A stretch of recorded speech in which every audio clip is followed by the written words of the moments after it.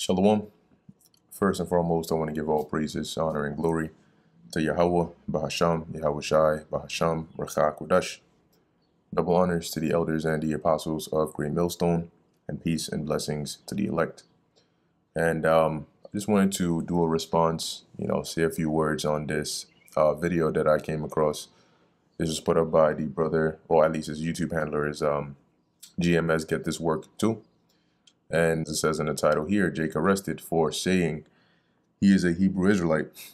Now, when you watch the video, I mean, initially I thought it was like, just because he said he was an Israelite. But when you actually watch the video, this is just an additional account, right? But it's still an example, nevertheless, as to why it is that we're gonna go through the precept that I have here. Okay, and why it is that Yahushua said what he said here in Matthew the 5th chapter. Okay, because you see it time and time again, but there's a very important lesson to learn, which is right now the most one of the most useful gifts that the Lord has given us is wisdom. And situations like this, arise when you do not use that gift that the Lord gave you correctly or appropriately. Okay. So right now, the Lord did say we're like sheep in the midst of wolves.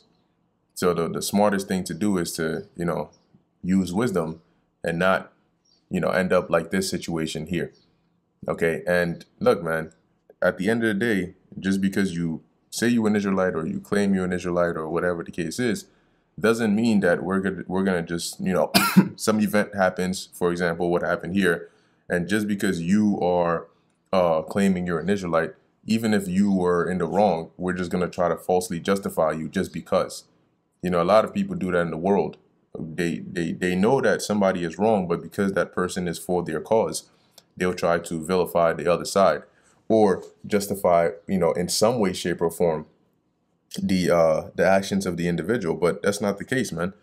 Okay, the point as to why the Lord sent us here is to not only teach the scriptures, but to judge righteous judgment. Now, what you're seeing is a lot of, individuals that come into this ministry, let me put it like that, or into the knowledge of being an Israelite, but they don't actually, they leave the practical parts of it behind. Okay, and leaving the practical parts of it behind is what ends you up in situations like this. So let me go ahead and bring this up. This is the book of Matthew, chapter 5, verse 25. And it reads, agree with thine adversary quickly. And this is what Yahushua said, right? I think if I make this red letter, you should be able to see it. So Yahushua said, agree with thine adversary quickly. And who is your adversary? In today's society, we know it's ultimately Esau, Edom, right? But when you have, here he's referring to, like if you went back in time to the time of the Romans, you would have like the Roman centurions, right? You had things known as garrisons. And today it's like police stations, like when they station police around and so on and so forth. So you have like these garrisons where the Romans, they were stationed in certain areas to like patrol, right? But, in most cases, they would be considered the adversary, right? Because they had like police today, centurions today, you call them, not every one of them is off. But, you have a certain amount of them that just abuse their authority. But as the Lord says here, agree with thine adversary quickly whilst thou art in the way with him. See, so, something happens, whatever it is, and you are in the way. Now, this adversary can be anybody that's adverse to you. Okay. But as it says, agree with him quickly. So basically try to resolve the matter in a peaceful way as fast as possible. And the reason is because when you have two opposing sides, tension can rise or build very quickly. And as that happens, the matter escalates. And when it escalates, you end up in a far worse situation than if you had tried to just de-escalate it very quickly. So today there's like I'm sure it wasn't invented in this time period, but there's the saying, we can agree to disagree, right? So the Lord says, agree with thine adversary quickly whilst thou art in the way with him. So while you're still in this, this situation, lest at any time the adversary deliver thee to the judge, and the judge deliver thee to the officer, and thou be cast into prison. See, so this is now Yahushua had the authority, like he had power, right? He mentioned that he could call down a legion of angels to to come in and do basically what his will. And so with all this power, with the miracle to like bring people back from the dead, to give people their sight back, to heal the lame, and all of this power, that spiritual power and all that he had, this is still the advice, the sentiment that he was echoing. Okay. Because he understood, or at least he was trying to convey that message. And you may say, well, this was 2,000 years ago, but it still applies. Okay. It still applies. So, he was conveying that message so Jake can understand that, at the end of the day, right now, we're not in a position of power. Right now, this isn't a situation where something goes down and you're ready to go to war. You're going to lose. You're going to lose because right now, the Most High has put us in this low position. And to get by, he has given us leeway through wisdom. So if you don't apply that wisdom, you have a situation where, police comes, keep in mind, right? Like when they come there, chances are they're there because somebody called them, or there's some commotion or something is going on there. Okay. Because, hey, when we're out teaching, you have centurions that drive by all the time, but they don't stop, to be like, oh, this, that, unless there's some disruption going on. Right. So if they pull up to the scene, for lack of a better word, if they pull up to the scene, or pull up on the block, it's because of there's something going on there. Right. And they need to, when they come there, some of them, some of them might come rough. But the point is they come there and they're like trying to find out, OK, what's going on? We got a call saying, whether it's like you're too loud or you're doing this or you're doing that. So, what's going on here? The best way to go about it is to just be cordial, because if they come there saying, X, Y, and Z, the chances are, the greater part of chances are, they're not just going to come there and just grab you. Hey, you're under arrest. Most of the time they're going to come, they may try to, say, just come with me, try to find whoever is either teaching or whatnot and just say, just step to the side, don't come with me. And they try to say, hey, what's going on? We're hearing this, that, and the third. They might tell you guys can't, either like you can't be causing this commotion, or you can't be loud like that, or you got to move from here or something. But they know that it can easily become controversial, and there's a chance that they don't want to have to end up on social media and like some altercation. Oh, the cops are getting the black. They're not trying to end up in that position.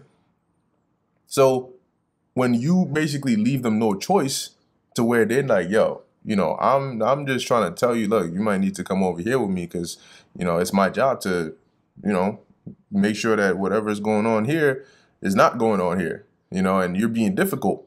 And that's what you see a lot in these situations. Jake starts to become difficult, and sometimes it's not necessarily that, the cops pull up and they're just trying to be a-holes, but it's like you start, getting all restless and all of that, like you saw in the video, and you're not listening to what Yahushua said. Okay. So, you can imagine the scene where there was actually, we mentioned this at camp, right? There was a video that came out years ago. You had an individual who was in the car. Cops stopped him. They were telling him to get out the car. He decided that was the time to be a, super Israelite and not get out the car and then try to go back and forth with the officer. The officer eventually got upset, and then things got out of hand. Officer eventually grabbed him, pulled him out the car, slammed him on the back of the car, and handcuffed him, right? And all this while he's calling on the name of the Lord. The Lord is probably telling him, you're not listening. Okay? You're not listening. You walk around with fringes on your shirt, all this like extra stuff and all of that, but you're not listening. You're not following what the Lord actually told you to do. If you were, you wouldn't end up in this situation. But if you did, like, it's one thing if you followed what the Lord said to do, and then, this just happens to you. Yes, the Lord will deliver you from it. Or maybe he wants you to go through it for some reason. But if this is something that you're like, Lord, I'm in this situation, and then he's like, how did you get here? Oh, well, it turns out you didn't actually follow what I told you to do. So you brought this upon yourself. Okay. And you always have to keep in mind, in this time, in this day, in this age, the odds are already stacked against you because of what you believe in. You're living in a wicked society.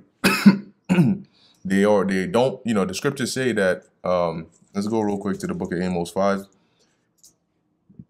and verse 10. They hate him that rebuketh in the gate. And the gate was like the, you know, like the, almost like the main, one of the main pathways, right? The gate where things would happen, like announcements would be made, like stuff like that, right? So, as it says, they hate him that rebuketh in the gate, and they abhor him that speaketh uprightly. And this was usually the prophets.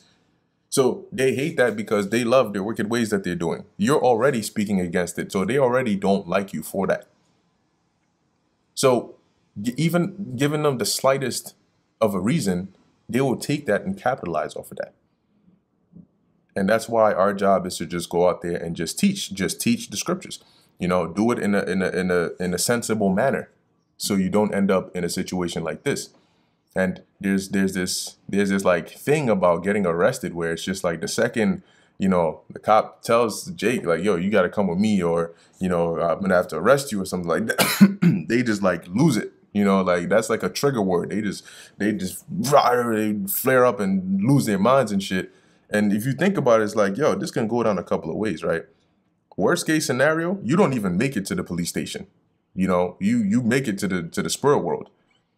The maybe not so worst case scenario is you're going to make it there either way. It's going to be either by cooperating or by maybe getting slammed to the ground a couple of times before you end up in the back. But if you're going to end up in the back of a car anyway, why not just do it without bruises, you know, without embarrassment online? Like, why, you know? Or if you follow what Yahushua said in Matthew 5 and you agree with him quickly, you can very quickly de-escalate the situation. You know, there are times when if you're just out there focusing on just teaching the scriptures, it's not like a lot of people are shy. A lot of people are not, you know, depending on where you are, it is. But most people will just walk by unless they're like intrigued by the sign. That's mostly what it is. And then they'll stop and then they'll ask here and there. But now there's a difference, right? If people are walking by and now you're calling out to them, or you're like trying to berate somebody, or you're just, you know, here it is. You may be talking about, you may be talking about you know, scriptures. You may be going into Sodom and Gomorrah, for example. And you may be talking about how the Most High destroyed the Sodomites. And then a Sodomite might walk by, right? Now, obviously, you're all going to see like, oh, shit, wow, look at that. We're just talking about Sodomites, and look, the Lord had a Sodomite walk by. Okay, but there's a difference between that and now, because a Sodomite walked by, now everybody has turned to the Sodomite, got cameras pointed on him, and now you tell, look, see, that's a Sodomite right there. The Most High going to destroy you. Okay, we know that the Most High says that that's an abomination. Okay, we understand. Like, if you're watching the videos at this point, you understand that it's already in the scriptures, right? Even if you don't believe in the scriptures, most people consciously know that that's off. So there is no merit in going the extra mile to now, yeah, the Most High going to destroy you, because now what happens if you do that, and then the demons flare up in them, and now this becomes a shouting match. The Jesus gets crazy, you know, and you know them the demons that be in them Sodomites, man, they be wild as shit. So next thing you know, this guy like pulls out a knife, or like he like reaches to smack the camera or something, and then boom, it's an altercation. Now the cops are involved, and now where's the edification? You know?